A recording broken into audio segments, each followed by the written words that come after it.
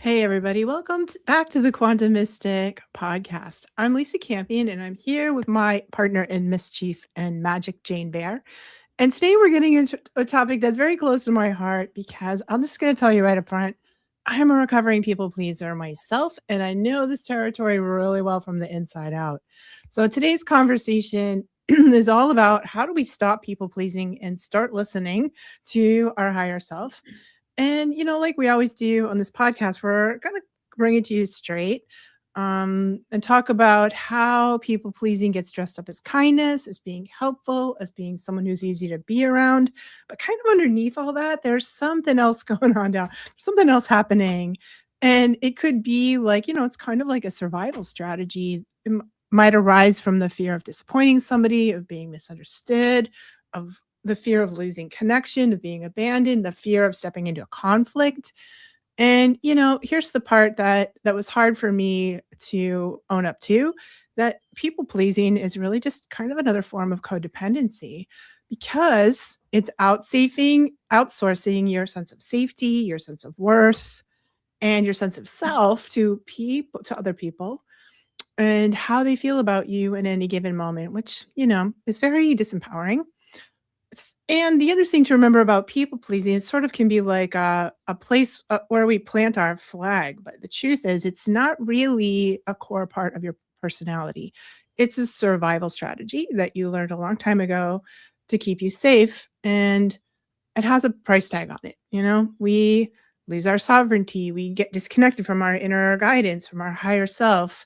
And those true parts of us sort of get drowned out by this louder voice of fear. So in this episode, we're going to peel back the layers on this one, talk about how do we overcome this strategy of people pleasing and what it really feels like to get back into our own self. So how do we tell the difference between a yes that comes from alignment and a yes that comes from out of obligation? Why our higher self speaks so quietly when fear is running the show, and how to trust that your own inner knowing knows the way without needing anybody else's permission. So welcome to the show. So glad that you're here.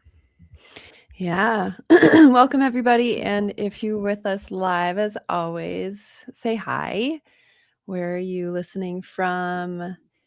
Does this resonate? Are you a people pleaser? Or, as we're talking, maybe you might even realize, like, oh, I didn't realize that was something that I was doing, because I think, as Lisa was saying, a lot of this is, it's like the fourth stress response. It goes right along with the lesser known fourth stress response, because we all know fight, flight, and freeze, but the lesser known is the fawn. And people pleasing is really rooted in the fawn response. So if you notice along the way that this might be you, let us know and just drop a comment. We'd love to have you here. And this is, I feel like maybe everybody has a moment where we do this. It's entirely possible, unless you're just really like to, I don't even know. Unless you really like to fight, unless fighting is super fun for you. Yeah, unless fighting all the time and conflict is like your happy place. And something super interesting, the timing of this topic. And last night I was looking at the astrology of my daughters and my husband and myself. And something that you and my daughter have in common, you're both Libras, and I have a Libra moon. And this is not something that I'm, super well versed in. I've studied it a little bit, but it's a huge body of work. But something that was interesting about that, placement of the stars when we were born, is that the shadow side of the Libra is a people pleaser. So, it gives us this interesting work to do in this lifetime, to sort of understand ourselves on a deeper level, because knowing that that's the shadow side of a part of ourselves that, again, when we experience environments like as children, especially as children, or even now in relationships or at work where we feel unsafe, or like we're going to disappoint somebody, our nervous system goes to like, well, first appease the situation and we'll feel Yeah, safe later. Then absolutely. it becomes automatic, right? And then it becomes identity. Yeah. Yeah, I think it's definitely like my one parent was sort of volatile and my other parent was a people pleaser and I just went along, that side of things. And it became like for me a really early strategy, like you said, to avoid conflict, to sort of smooth everything over, and kind of combined with my empath tendencies. I remember like absorbing the energy of the situation and then smoothing everything over, Uh, because it really was a problem. I mean, it was not going to be good. yeah. So and it is part of my Libra nature. Like, can't we all just get along? Can't we Yeah. just find balance? Where's How the do you feel? peace? Like just peace and harmony, right? Yeah. Um, and yeah, but it was a revelation to me that it wasn't. I hate to say like a real part of my personality because in the light side it is, but you're Right. absolutely right about the shadow of it. And in my life it has been like extraordinarily disempowering in Yeah. many ways. It's kind of like until I figured out how to not do it, put me in the sort of down position in a lot of a lot of my relationships. Um, and I think like, the part of the shadow of it is that that can really breed resentment, anger, kind of this burning, like, a lot of times I think we people pleasers, we sort of blow out our gallbladders because Mm, the gallbladder, like the liver holds anger, but the gallbladder holds resentment, bitterness. mm, And, I think sort of that sucking it up and getting along, can have really a physical toll on the body. It can show up in the body in some pretty tangible ways. And let's hear from you guys from the comments. Is this something that you can, if you're listening along live, share if this is an experience you can relate to, share where you're calling from, just let us know you're here. And if you're listening later, we'd love to hear the comments in the comment section too. yeah. Yeah, and if, it's worth saying that if the shadow side of if people pleasing is a shadow side in general, and with that kinda comes conflict avoidant, Yeah. people pleasing and conflict avoidant, the light side, is really emotionally intelligent and Mhm. super fair-minded. I think, like, there's there's an understanding of what balance looks like, but it's when it becomes, like, again, like we said, a protection strategy, because we feel, I don't know, weak, or honestly, I also feel like our society really does reward, patterns like this because it can be masked as, like, nice, you know? It looks like Mhm. a virtue, Yeah. and people like people who are people pleasers. Yeah, we're Um, very likable because we don't cause problems. We make life easier for everybody else? yeah, exactly.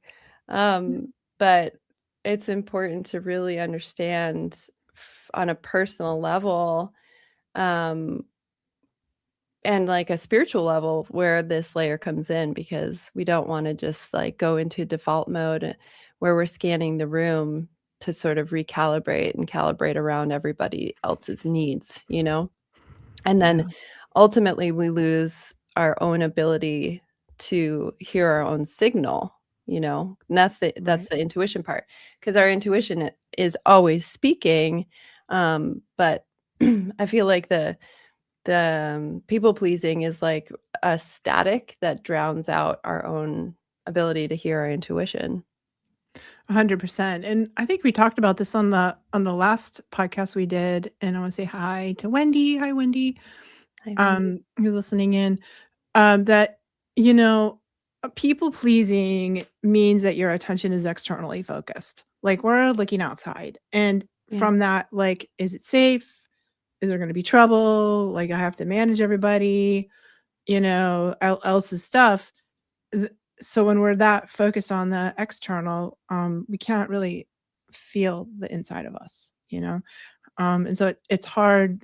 I think it's hard to learn if that's a pattern of yours to learn internal focus. That's where we hear the mess, our own yeses and nos, our own um, intuition, our own needs and desires, a whole like what's happening inside of us rather than what's happening around everybody else. And it took me a long time to realize like people would survive if I didn't just clean up, if I wasn't just like people pleasing my little head off and taking care of everything, like actually sort of like any form of codependency sort of stunts the other person's growth, sort of doesn't, it's not really doing them any favors.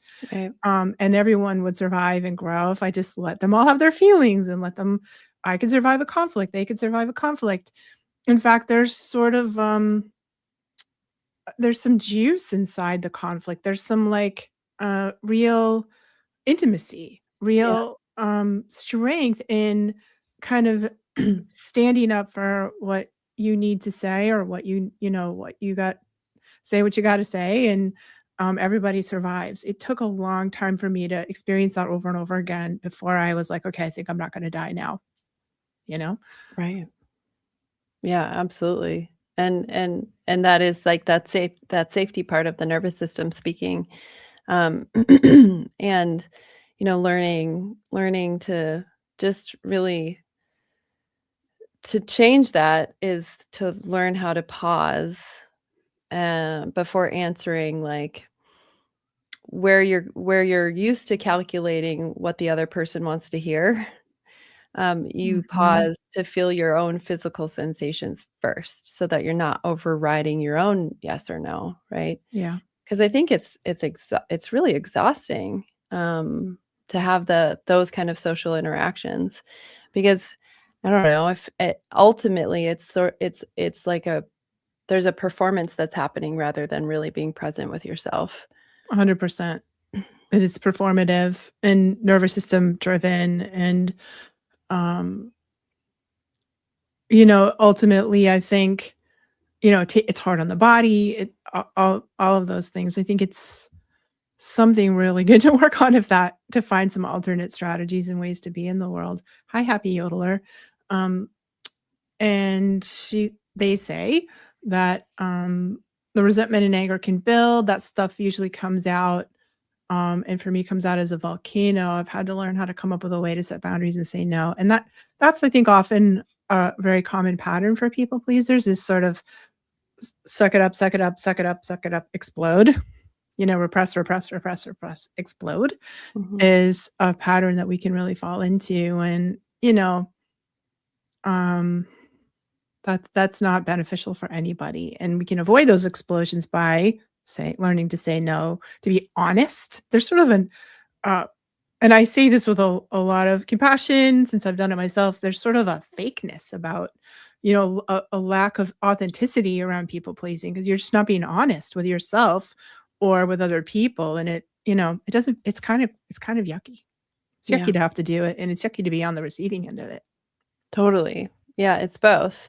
Yeah. Um, and like, I think part of that exploding is there's like there's resentment there's resentment that comes from like we're resenting other people, we're placing that resentment on other people when it's really our responsibility and because we have no Mhm. trust over our own gut instinct, Yeah. because our higher self speaks really quietly and we can hear it when we have a clear channel. But we really can't access it when we're constantly monitoring other people and everyone else's emotions and their temperature. So I think it's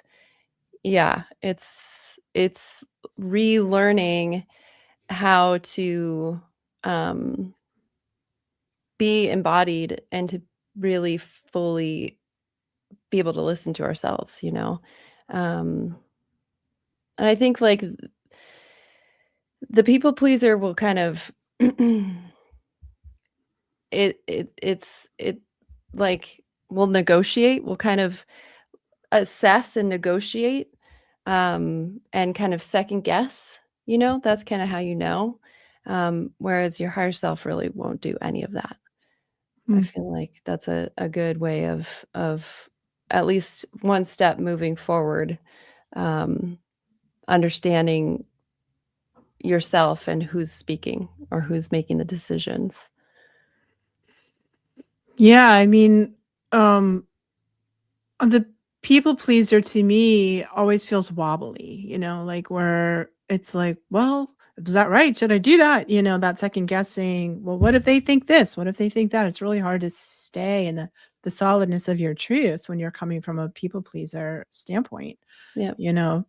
Um yeah, so I agree with that. I think that's really, important, and I think it's also important to we often come back to the nervous system, right? So when you're talking about fawning, um, learning how to find safety inside of yourself, have to trust that I'm gonna be able to survive a conflict, that, I can have an opinion, you know, that is different from somebody else's, or just stand up, push back a little bit, um, that there's act that's it just took me repetitions there over and over again to, um, feel like my nervous system could stand up to that, and thankfully, that's where I am now, and then that opens more to the truth of who we really are, the authenticness of who we really are.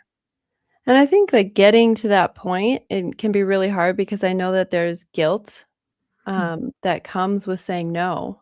Like the step from being a people pleaser, learning how to say no, um, there's like guilt uh, that that like you might lose a friend or the safety of the situation or like feeling like you belong is going to be lost. And I actually wonder if that guilt that comes with no is actually grief because you're grieving the potential of that relationship changing, um, or whatever you're saying no to, right? It might look different. The outcome would be different than you're used to by saying yes when your body's saying no. mm.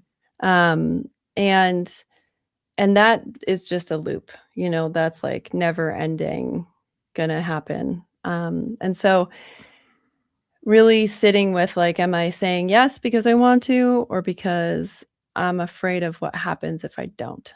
And really sitting with you know, with those questions of like another what would I say yes if this person um couldn't would I say yes if this person um, you know, couldn't find out about what the yes or no is? Like, what's my body telling me right now?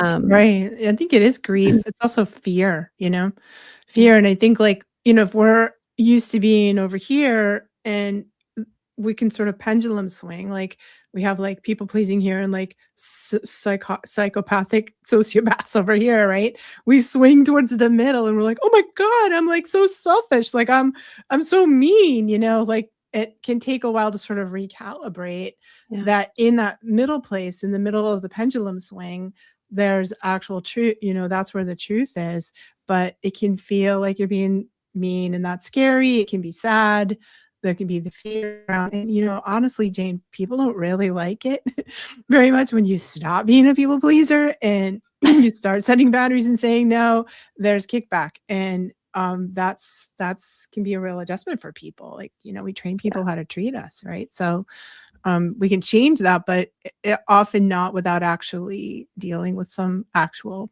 kickback on it. yeah.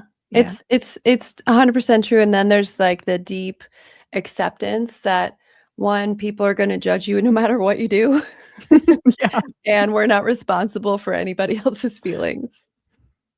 Truth. It's like, Truth. "Oof, we We sort gotta of have to swallow." settle back into that reality as sort of our baseline, and Yeah. maybe if it's time for some pruning in the friend department or relationship department, if there are people you're hanging with that can't go with that and Yeah, can't support you and can't be in relationship with you when you start being yourself, then maybe those relationships need some reevaluation. yeah.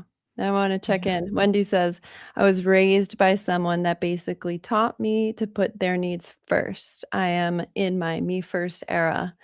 Yeah, I mean, that's, being raised by people pleasers. We're going to learn that behavior. And it can be like, I say it's always an opportunity. It's always an opportunity to know ourselves deeper. So that's like the juice of the learning. So yay for me first era. Yeah. Yeah, good for you, Wendy, and, it can feel, like I said, really alien, really strange, or really bring up that guilt and fear, but good for you for dealing with that, and we have Kari from Barcelona who says, she's had people pleasing behaviors, since she was a kid to cope with unstable family environment, especially my mother, and I do think it comes down to this, that we get that through our relationships, in our early childhood, um, programming, right? And it is tough when you stop doing that and you don't know who you are, there's this really big readjustment that we have to do of like, if I'm not doing that, who am I? What is my real identity?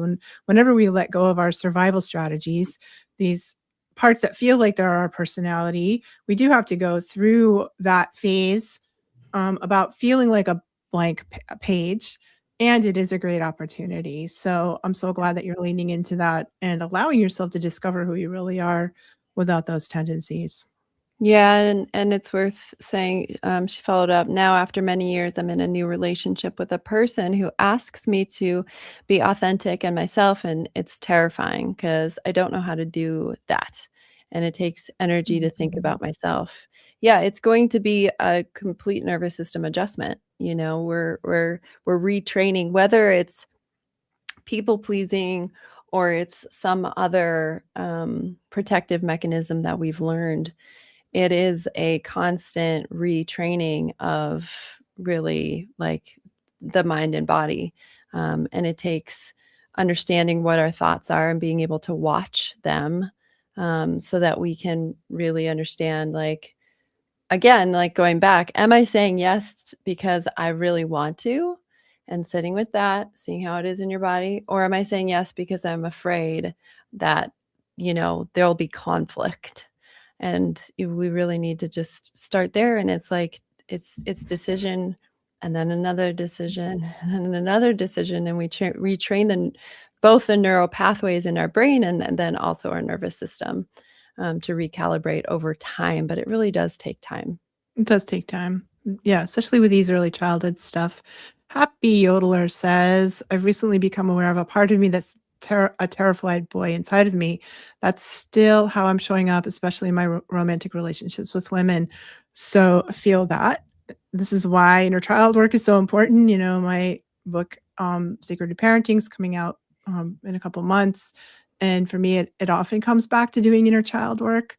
And these patterns that we learn in our childhood show up in our romantic relationships, actually all of our adult relationships, but often really in our, um, romantic relationships. So my thought on that is to really do some inner child work. So when start reparenting your inner child, it's going to really improve your romantic relationships as an adult. And um, there's a follow-up there. I believe that I never felt tethered to anything as a child, and as a result, like Lisa, I used people pleasing just to survive as a young boy. Yeah, and that's kind of attachment theory, right? So you might wanna look into the attachment theory, work, because it's so, so, so critical and important work to do. We've also done a podcast about attachment theory, and there's a lot of information about that, but that untethered feeling is sort of insecure attachment. And the way to work that through is to figure out how to attach to yourself as your primary source of anchoring and attachment. When you do that, it really liberates us to be who we deeply are in our romantic relationships and all of our relationships from a much sort of healthier, more authentic perspective. Thanks for Yeah, sharing that. It's powerful. yeah.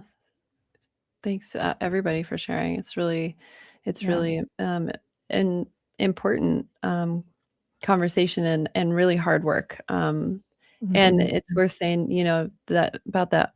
learning who our authentic self is like we're building that connection and that relationship over time. Um, and you'll know that the authentic self is the one that actually nourishes you. So, what feels nourishing um, is is like that's important to understand what that feels like, because that's the authenticity we're talking about. And we're learning also to build this relationship with our higher self, our intuition. And your higher self is never going to ask you to make yourself smaller or to make someone else comfortable. It's it will it's just never, it's always going to ask you like, okay, come back to your own center, come back to yourself, come back to relationship to yourself, and you're like, this is your home. Mhm. And trust, really, this is a big part of it. And trusting that the right people will actually come to you and meet you there, as opposed to your needing to meet other people where they are. Yeah, it's so beautifully said. And I think for me, like, this idea that we're supposed to pre-know what who we are or what we are, Yeah. like, letting that go, because for me, it's like my authentic self, like, arises in the moment, you know? How Yeah. am I feeling right now? What's true for me right now? How does my body feel right now? And that's evolving, it's changing, it's not like a one and done. Oh, I figured myself out now that I'm not a people pleaser anymore. That's not, in 1 minute. It's not how that works. So I think that the real higher self spiritual connection is like arises in the moment, you know? And when we're grounded and connecting with ourselves in the moment, when we're embodied, um and able to feel it in the moment, then we can sort of live from that moment by moment truth of who we are. I don't know if it's like, "Oh, I've totally figured out myself, got, one and done, like, I'm good forevermore." That's not how it is. And I think that at least that's not how it is for me. Maybe there's some people that roll that way, but, I feel sort of free, like more liberation and freedom in being able to just be like, "What is arising for me in this moment? What's real for me in this moment?" That's all I have to know. Absolutely. And I think that that's kind of the whole, well, in my opinion, the whole point of being here in these human bodies is to, know thyself. And it's a journey. It's the journey is the whole point. And so we're given all these opportunities to like peel back the layers one by one. And the people pleasing is a layer. And it's like, oh, thank you. Thank you for this, like, sticky, hard, fearful, discomfort, guilty feeling of a layer that's maybe now ready to shed. Oh, and then there's another one. Oh, and moment by moment, there's another one. And so it's always this opportunity, but the dedication and the discipline and saying yes to, peeling back those layers, is really the work, and all that's important and all that's asked. And know that like it's a lifetime, if not millions of lifetimes, maybe that, I don't know, Sounds about right. that we're doing that we're doing this work, right? Yeah. Um, and let's see. Megan, I had to realize that I needed people in my life that accepted me choosing me. If they couldn't accept that, they weren't meant to be in my space. It was hard, but I've received so many compliments recently on how much happier I am. That's it. It's so good. That's doing the Mhm. work. That's great. And that's the healthy boundaries, what healthy boundaries look like. And going back to something Lisa said, people really don't like that. A lot of people really don't like boundaries because they're forced to look at themselves. It's like a clear mirror of where something's not working, and so then they need to look at themselves. And um, I've had to be that a lot in my life, and it's really uncomfortable and not Yeah. fun. Yeah, it is for sure. And Carrie says, how can we avoid feeling guilty when we choose ourselves and people say we're being selfish? That word really triggers a feeling of guilt, especially when it comes from your family. And it's tough, especially the family. It's like going right into your inner critic, right into your programming around who you had to be in order to be loved and accepted by your family. So you're breaking the tribal law by being, quote, selfish. And I think there the guilt comes from like radically accepting yourself here at, that's their opinion. That's their framework. It doesn't have to be your framework. To liberate yourself from that, it's selfish is self-care. It's oriented, and especially women have really been drilled into us from the patriarchy that we're supposed to serve, and being selfish is like the worst thing you can say Yeah. to somebody. And so reclaiming that as, yes, I am and proud of it. Yes, I am, and that's healthy. Yes, I am, and that is what I need to do for me. And there might be some static you get from that declaration for sure, especially from the fam. But it inner child work might help you have comfort your inner child who feels like they're going to get kicked out of the tribe by breaking that tribal law there. And I think it's where it's, at least in my experience, I needed to go back to, I think what Wendy said. There was like a selfish era that I went through for sure. And it was like the pendulum swung a little far, but I needed to know where that boundary was, what it felt like to be selfish, to put myself first no matter what. And since then, I've found, and this is sort of based on my own value system of like what I feel good about saying yes to, even when I want to say no, because of my value, because I want to actually show up for somebody else in that moment. And so there's like Mhm. this balance that you kind of swing, the pendulum kind of finds a balance in the middle where it really isn't selfish, where we are listening and we're saying yes and we're saying no because that is correct for us in the moment. And then selfish gets thrown out the window because we're listening to our needs, but also the community needs, but also our family's needs. Like there is like the greater collective, I guess, around us, that it's important to also listen to the needs of the community, but not for the sake of completely depleting and losing ourselves. So somewhere in the middle, I think, is where we're working towards. I don't know. 100%. Like, you don't have to become a martyr. You don't have to, sacrifice yourself on the altar, of other people's needs. Right. And if that's what's being asked of you, then, it's time to sort of, really consider what your values are there. Yeah. People will adjust or not, but reclaiming it inside yourself is how you not feel guilty, I Yeah. think.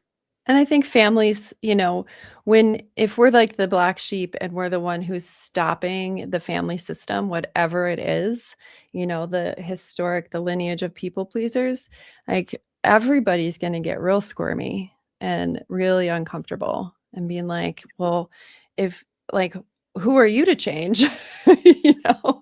Um, but if we Mhm. really stand strong and know that this is correct, like because it feels good, because it feels right, because it feels in alignment and we're able to stay in our center within that family system, then we're actually healing the entire lineage. And slowly that people pleasing has the opportunity, not that it 100% will, but it has the opportunity to change within the family system as well. So Mhm. Absolutely. Such a powerful thing to do. And if you like this conversation and you want more, this is what we teach in the Quantum Mystic School of Consciousness.